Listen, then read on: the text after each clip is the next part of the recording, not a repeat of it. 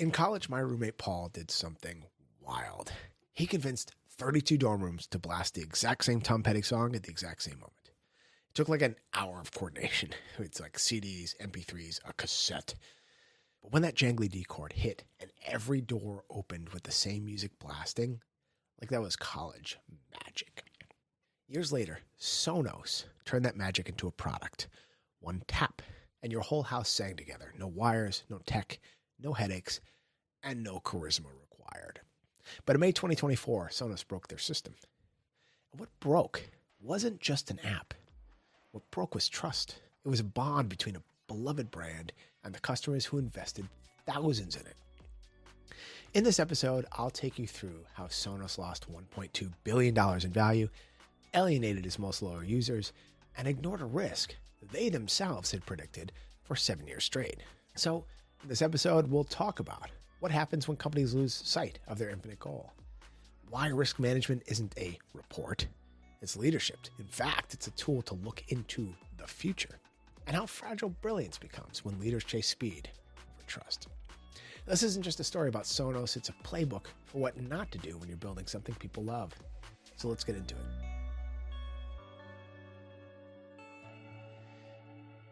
My freshman year college roommate Paul convinced all 32 rooms of the floor of our dorm to play Tom Petty's song American Girl at full blast, perfectly synchronized. This is the sort of thing that can only happen in college, and Paul, the most charismatic person I've ever met, is the only person I know that can imagine and pull off a feat like this. It was legendary, and we all felt so cool being part of Paul's plan. It took like an hour. Some people had it on CD, others on MP3, some people had it on cassette. Getting all those people to press play at just the right moment until that famous jangly D chord opening filled the hall. Perfectly synchronized. It was a feat of charisma, influence, persistence. And when it finally worked, when we all walked around the hallways with all the doors open and heard that song coming from every single room, 32 rooms, it was magic. It solidified Paul's status as the legend of the 17th floor. Now, years later, Sonos turned that same magic into a product. There was no coordination. You didn't need charisma. You just tapped, and music played on countless speakers in perfect sync across your entire home, kitchen, living room, shower, wherever you placed one of their speakers. So we could have recreated Paul's feat by simply placing a Sonos speaker in every one of those 32 rooms. It'd be seamless. It'd be wire-free, and we get the same effect. Of course, that would have taken about $8,000 of hardware, but a lot of people did that because Sonos was magic. Until May 2024, when a software update broke the spell.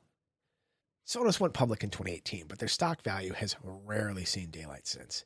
There was a pandemic bump that lifted nearly every tech company's stock, but they've spent most of their public life with their stock price underwater, below their initial public offering. Now, this isn't because the market doesn't believe in the product. It's because the company keeps finding new ways to break the trust that their product is earning. This is a company that could be dominating the home audio space. They have the brand. They have the engineering talent. They were disruptors. The customers love what they have. But their track record tells a different story. One of repeated unforced errors, strange decisions, and leadership that is out of sync with the very customers who made the company successful in the first place. See, that May 2024 update didn't just introduce a few bugs. It shattered the illusion of a system that was praised for just working. And these were like basic functions that broke. Like volume control became erratic. Alarms wouldn't work. And speakers disappeared from the app. These are basic functions. And within months, Sonos lost $1.2 billion in shareholder value. That was a 54% decline from its May 2024 peak. And it cost the CEO, the CMO, and the CPO their jobs. So, what happened? Well, Sonos lost its way not because of a single mistake, but because it stopped managing risk as a leadership responsibility. Twice in 5 years, the company made product decisions that alienated its most loyal users and wiped out billions in shareholder value. And both times, the technical failure was preceded by a management failure, and that management failure was preceded by a leadership failure. because both times the consequences were entirely predictable. This isn't just a postmortem. This is a case study in what happens when leaders neglect risk, disconnect from their customers, and allow a strategic drift to override their core product values. Sonos didn't collapse overnight. It eroded slowly and quite visibly. And in that erosion are lessons for anyone trying to build or save a great product. I want whole house audio. My grandparents had whole house audio in the early 90s. My grandparents both served in World War II, and they met studying opera on the GI Bill at the New York College of Music in the 1940s. And in the 1990s, they had a room full of opera records, and they had speakers in the music room, speakers in the living room, and speakers in the kitchen. They could listen to Puccini's La Boheme on vinyl, or the Red Sox game on WEEI, wherever they were on the first floor. These are not tech-savvy people. In fact, my grandfather retired from the music industry in 1992 when they asked him to start using a computer. Their whole house audio just required draping some wires around the house. Now, the immersive experience of whole house audio is incredibly pleasing. Like, sound placement matters. We have two ears. We know when music's coming from behind us. We know when music's coming from ahead of us. It's what makes surround sound so thrilling. And Sonos gets that. If you go to my website, if you go to Sonos's homepage in it's July 2025, you'll see this amazing video that shows somebody watching a football game or soccer game, for you Americans, and they're just really, really surrounded. Like, the idea is that surround sound is their wireless surround sound is immersive and it's really seamless. And so I just want to create what my grandparents had. And I want that atmosphere my roommate Paul created in college, to be able to walk between rooms without the music fading. But I don't want to drape wires all over the place. It's a lot of work, and I think it's just going to look tacky. So I looked at Sonos back in 2012. But the more I researched, the more I realized it didn't support the way I listen to music. Sonos' flagship product, which was the Play 5 at the time, it launched for $399. It had great sound. But as long as you were streaming from a service like Pandora or Spotify, the thing is, I wasn't that customer. I digitized thousands of CDs when iTunes came to Windows in 2004. And also, I was a music hunting kid. Like, I discovered the Doors and a Milk Crate of used records in 1990. I remember coming home with that record, and I put it on the record player as soon as I got home. And then I ran across the street to tell my best friend Mike. I'm like, I just discovered a new band. He said, I just discovered a great new band too. And so we went in to trade our music, and as it turned out, we had both just discovered the Doors on the same day. And I also remember, I heard a story of Syd Barrett, Pink Floyd's original guitarist, when I was 13 years old. I heard that he had lost his mind. He thought he was like a glass of orange juice, and he couldn't lie down for fear he'd spill. And then I heard Floyd had written a song about him called Shine On You Crazy Diamond. But pre-internet, the existence of the song or Syd Barrett's story was not easy to confirm. And I remember wondering about it as a kid for a whole year. Is this song real? And then I found it on a bootleg cassette at a flea market. I still have that cassette. It was so exciting. And I've inherited my grandparents' opera collection. I've got these thousands of records. So music for me is deeply personal. It's not streamable. So to connect to my music, I also needed to add a Sonos Connect for $350. Just to add a single line in. I could plug in a record player or a computer output or an occasional cassette. So now we're looking at $750 for the first room. And just one analog input. See, Sonos wasn't truly wireless back then, not until in 2012. So I'd still have to drape Ethernet wires to all the other rooms. This is what I'm trying to avoid. Now, the point is that Sonos made all this wireless magic happen before most people had Wi-Fi in their homes. And they did this with something called SonosNet. It was a mesh network that they developed. It's a really brilliant solution. But in order to buy into that in 2012, I also needed to spend $50 on a Sonos bridge. So now I'm looking at $800 just to hear my 20-plus-year-old music collection in one room. To get to an additional room, it's another $400 Play 5. So 3 rooms, $1,600. That's a steep price to me for the luxury of hearing the same song in the shower and while getting dressed without draping wires, which is what my grandparents did. So I thought, no thanks. But a lot of people bought in. Lots of millions of people have bought into this. And they were really happy. And then there were these two scenes that convinced me that Sonos was wrong for me. First, I'm in the locker room at work. I'm getting ready for a lunchtime run. And I'm fiddling with my Fitbit Ultra, trying to get to pair my iPhone. I'm trying to get my music working. my boomer friend Bruce comes in, puts on shorts and shoes, and goes running tech-free. And I'm like, geez, why do I need all this tech? I'm just trying to go on a run. And then the second bit was, as the same year as 2012, Apple kicked Google Maps off the iPhone. They did this because they wanted to force people to use Apple Maps. Now, Apple Maps stunk, so people actually ended up switching over to Waze. Google bought Waze, which like ruined Apple's dreams of map dominance, whatever is important in that. I don't understand that business. But the point is, like, when I thought about that, I thought about how Sonos works with like Pandora and it works with Spotify. And then they've got to have contracts with the music companies. I was thinking like it wouldn't take a lot for this whole like house of cards of all these intercompany agreements to just fall to pieces. And this Apple Google Maps thing really opened my eyes to that. So I walked away from the idea of Sonos. And boy, am I glad I was skeptical.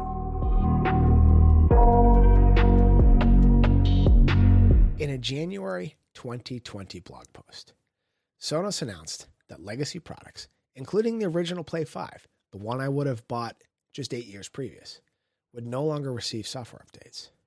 For longtime users, this marked the beginning of a slow erosion in customer trust. See, in 2020, Sonos ended support for every product released in 2015 and before. So if I'd made that $1,600 purchase in 2012, my system would have been garbage just 8 years later. And when I hesitated in 2012, I wasn't even imagining that my purchase might have been considered so disposable so soon. If I had that to think about, I would have walked away even sooner. My analog equipment still works great, and it will for a couple more decades. Like, I would have been furious. And people were. Sonos' stock plummeted 59% over this. This evaporated $1.2 billion in shareholder value. And this isn't even the story that I kicked this podcast off with. They've done this twice. And in 2020, their stock had just crept back up to its IPO value. It was finally, not quite, but it's getting close to being over water. But after Sonos ended support for all its products made before 2015, its stock price plummeted from $16.88 to $6.97, $1.2 billion. And then they repeated this pattern in 2024 with a Zap update and triggered another stock collapse. For customers who were invested in high-end Sonos systems, the message was pretty clear. Their gear was disposable, and Wall Street noticed. Now, in 2020, this end of support was announced. It was planned obsolescence. But when Sonos bricked millions of devices in 2024, it was unplanned. This was a mistake. It was caused by an important, ambitious, but under-tested re-architecture of their entire system.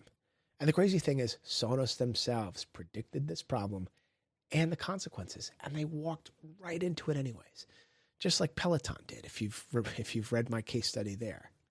So let's look at the risk that Sonos wrote for years. So as I've said, Sonos went public in 2018.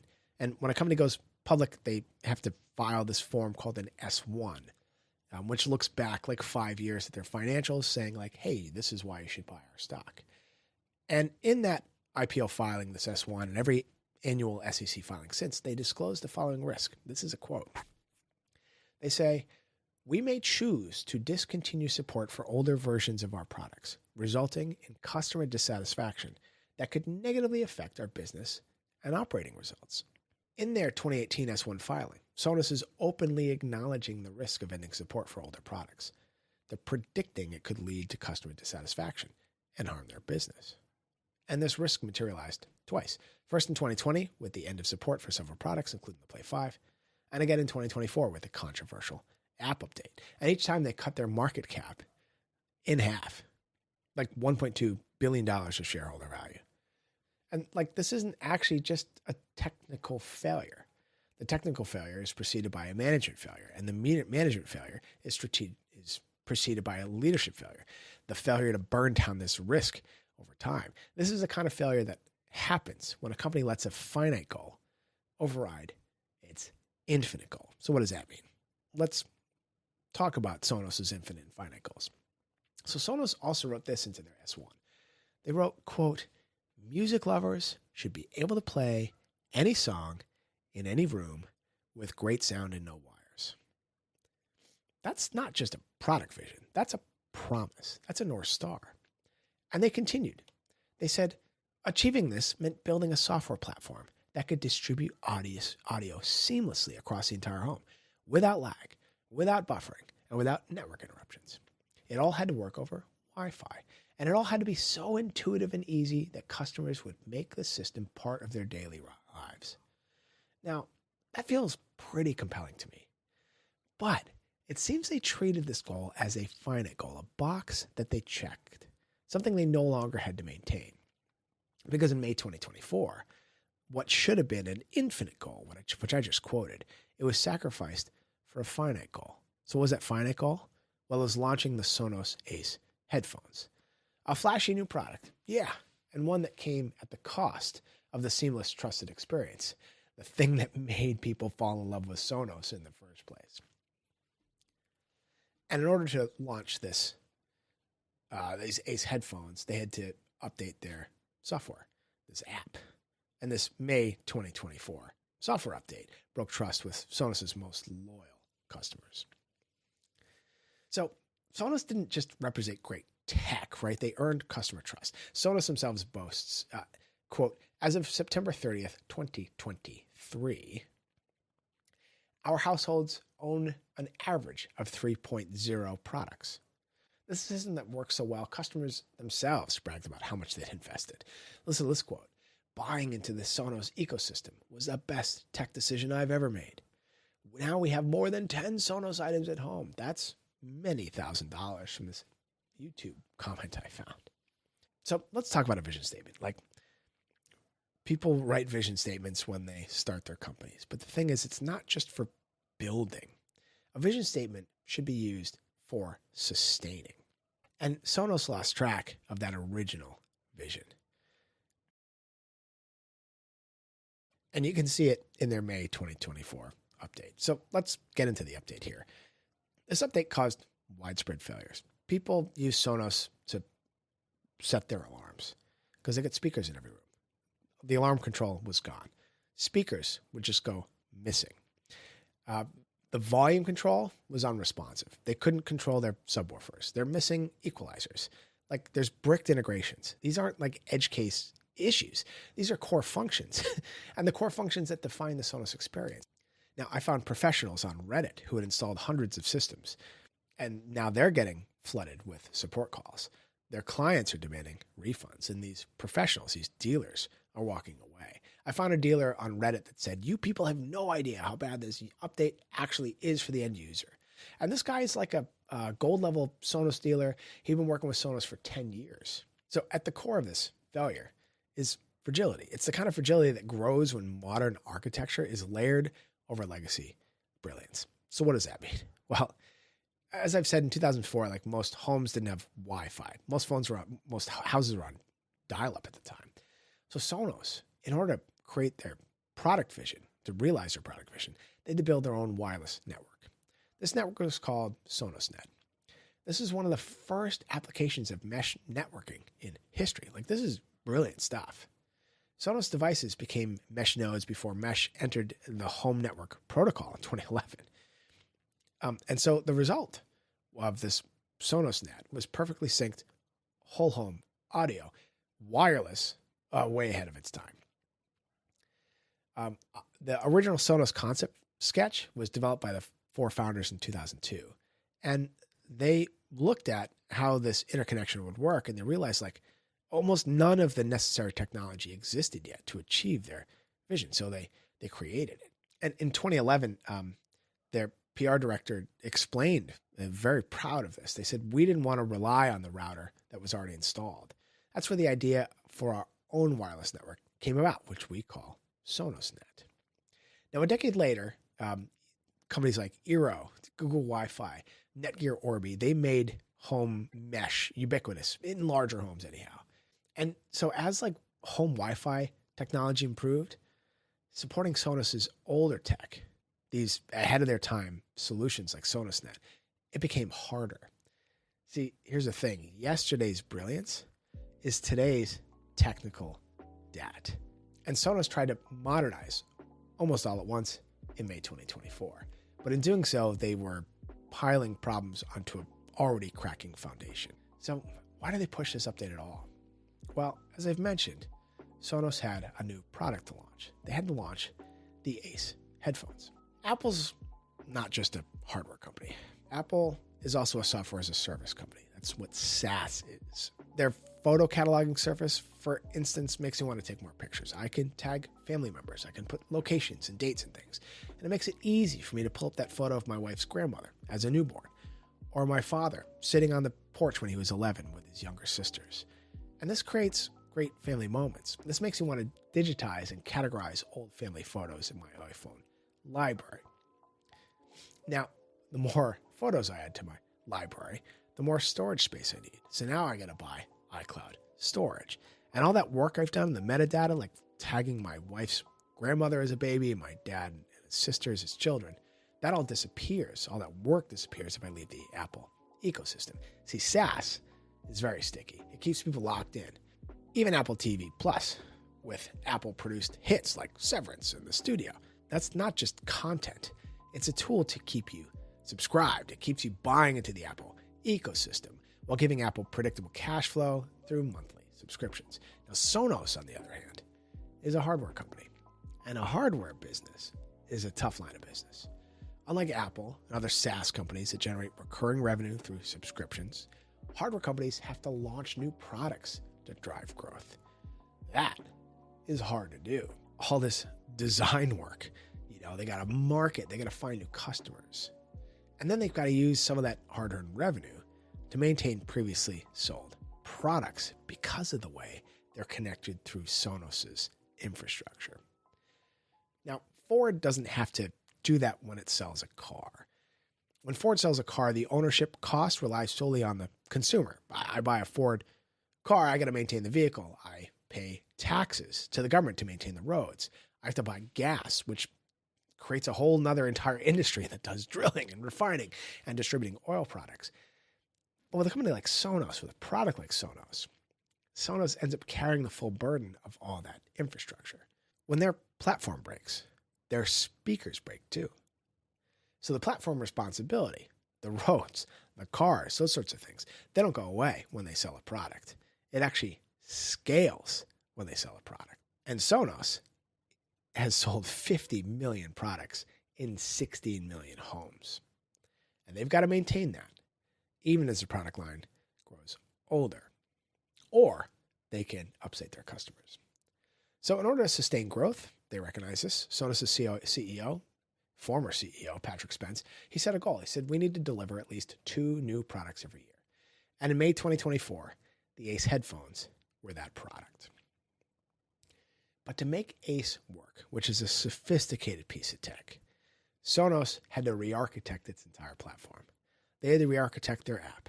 They had to re-architect their cloud. And they had to re-architect the firmware on their speakers. And in doing so, which they did all at once, they prioritized a finite goal: ship the headphones. And they lost sight of what should be their infinite goal, the original promise of seamless integration that built their brand. Music lovers should be able to play any song in any room with great sound and no wires. That statement drove them for decades. Apple's famous for its devices working effortlessly with other Apple products. Sonos aspired to do the same. They took a page directly from the Apple playbook, the page that says, it just works. They were highlighted in a 2011 Mashable profile. They said Sonos puts big emphasis on the ease of use. Initial setup is a masterclass in out-of-the-box simplicity. Adding new players into the system is easy as pressing a button. Adding a controller, the same. And the user interface is intuitive. But here's the catch. Delivering that kind of simplicity is incredibly complex. And in 2024, that illusion broke. I found a really great quote from Patrick Spence after this in October 2024 that I think explains everything to me. He talks about the complexity they were managing to launch Ace. And see if you can notice what's missing. See if you notice the same thing I notice. He says, quote, that is what led me to my promise to deliver at least 2 new products every year, a promise we have successfully delivered on. With this app, however, my push for speed backfired. It's important to note that this is really a redesign of the entire system, not only the app, but also the player side of our system, as well as our cloud infrastructure.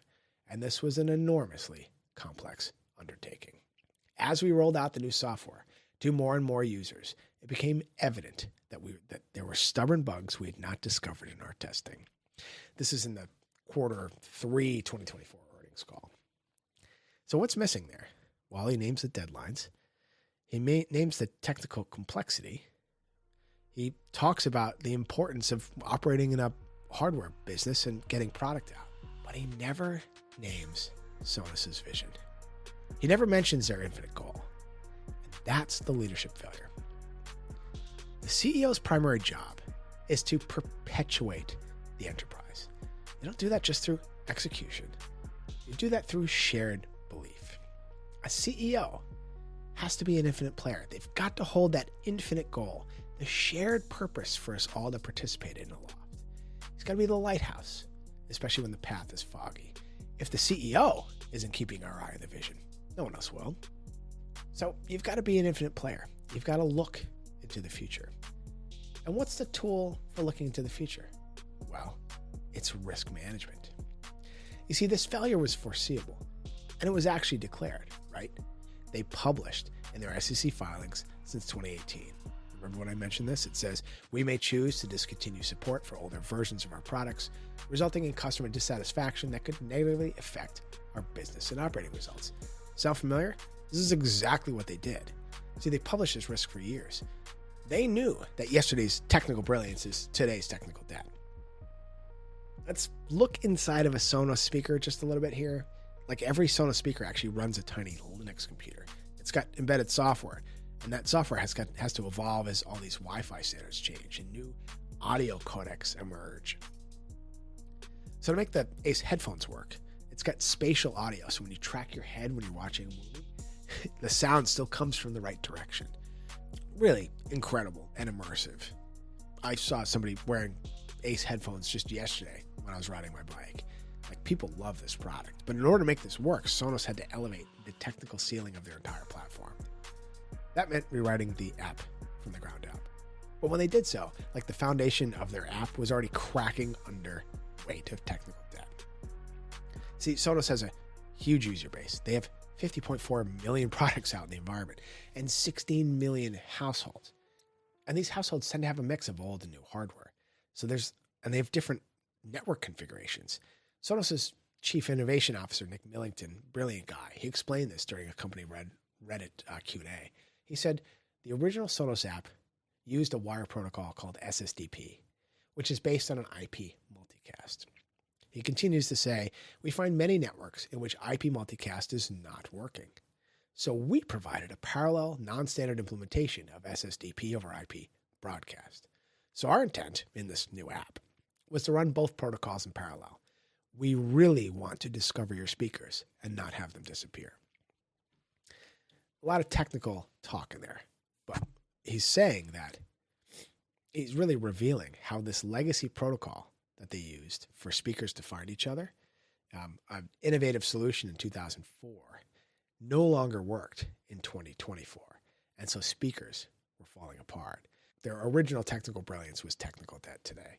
So to really understand how and why this happened, let's look at SSDP in a historical context a bit. This is a nerdy but very brief side quest here. So for years, Sonos used a protocol called SSDP.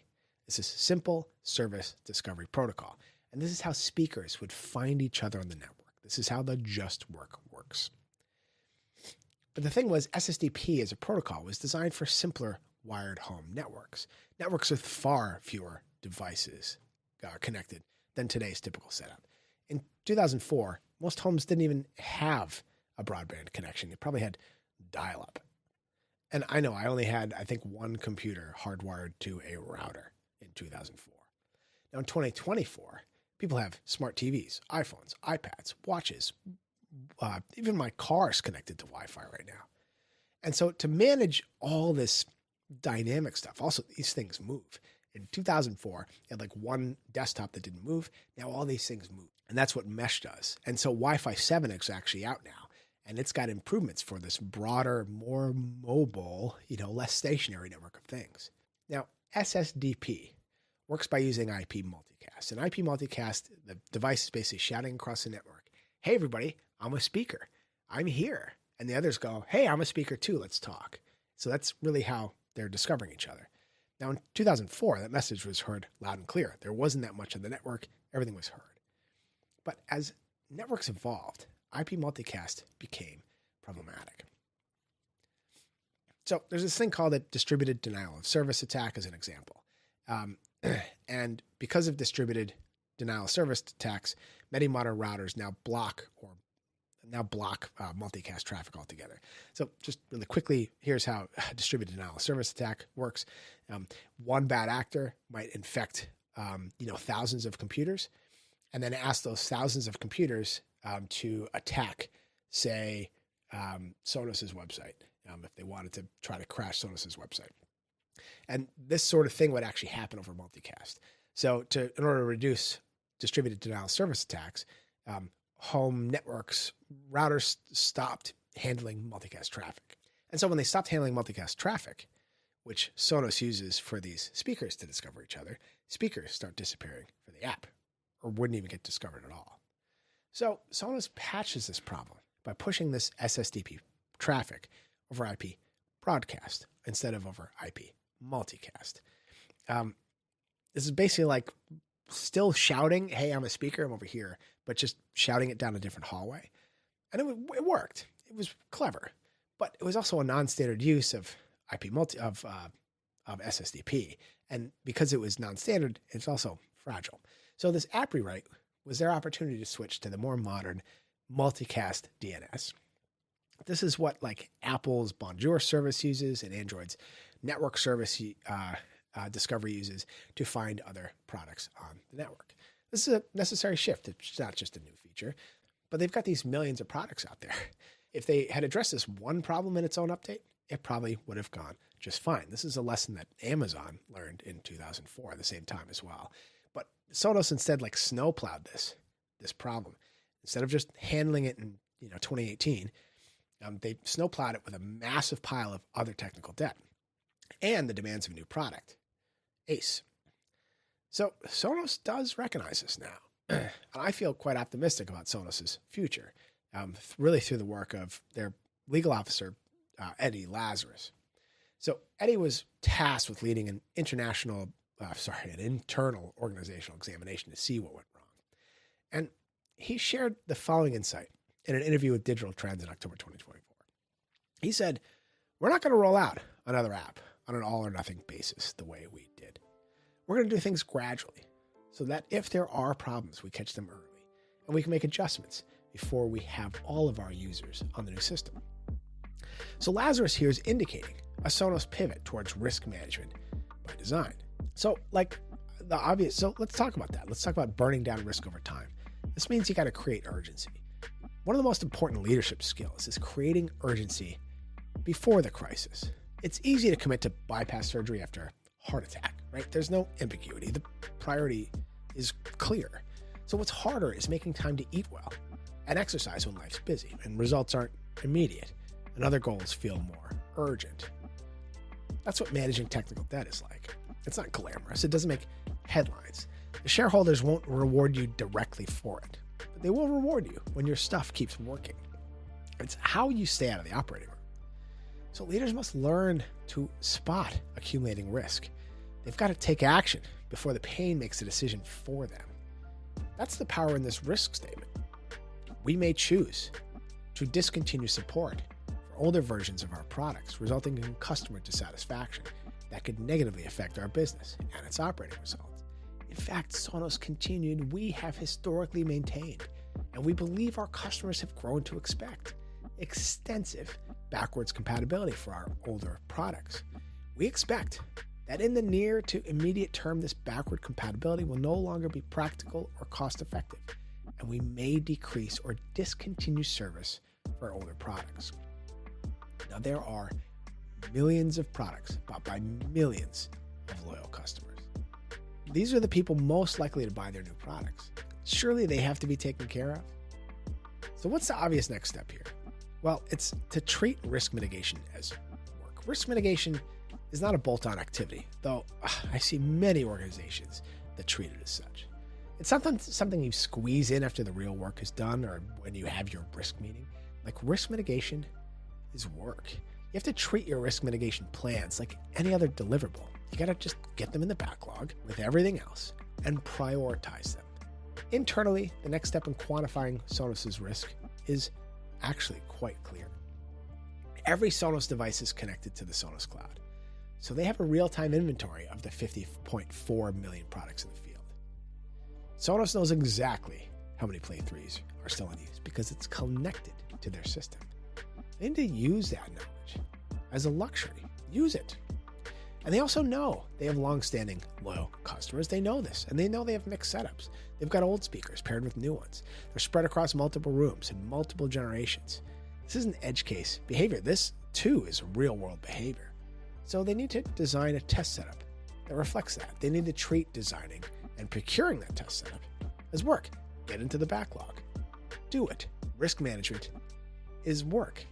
Now, Eddie Lazarus recognizes this, too. He says, people have very sophisticated Sonos systems. Some old products, some new products. I think one of the issues for us was we need an even broader set of setups in order to make sure we're catching all the experience problems ahead of time. Ahead of time. That's risk management. That's seeing into the future. A future where music lovers can play any song in any room with great sound and no wires.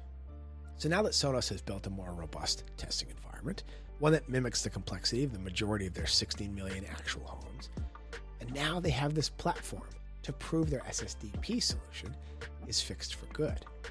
So just treat that as work too. Get in the backlog and burn it down. See, when risk becomes a background process, something to disclose, not manage, companies drift. Strong leadership keeps moving towards that infinite goal. Keep focused on it like it's the North Star. You're always pursuing, but never obtaining. They hold the statement up like a lighthouse in a storm of chaos to give a steady reference point for every bit of work they do. Music lovers should be able to play any song in any room with great sound and no wires. Maintaining this focus on the infinite creates a culture that pursues both, burning down technical debt and the introduction of Sonos's 2 new products per year. And in doing both, with the infinite goal in mind, ACE won't demand a full-scale platform rebuild. It'll just be the next step on a well-tended path. Now, just to wrap up here, Sonos didn't fail because it stopped innovating. It failed because it forgot why it was innovating. They let the infinite goal they were founded on become a slogan on a website instead of their compass, and they lost their way. And in May 2024, Sonos chose a path that broke alignment with their infinite goal. It let a finite product launch override the trust and experience they had spent decades building. Companies don't fail because they take risks. They fail when they forget to assess and properly manage the risk. It's the pursuit of the infinite goal that makes the risk worth it, but it also makes the risk management unskippable. Every company faces this tension. When the infinite goal fades, even the most beloved brands can lose their way. Be an infinite player, manage your risk. I'm Evan Hickok. Thanks so much for listening to the Lighthouse Leadership Podcast. See you next time. Ciao.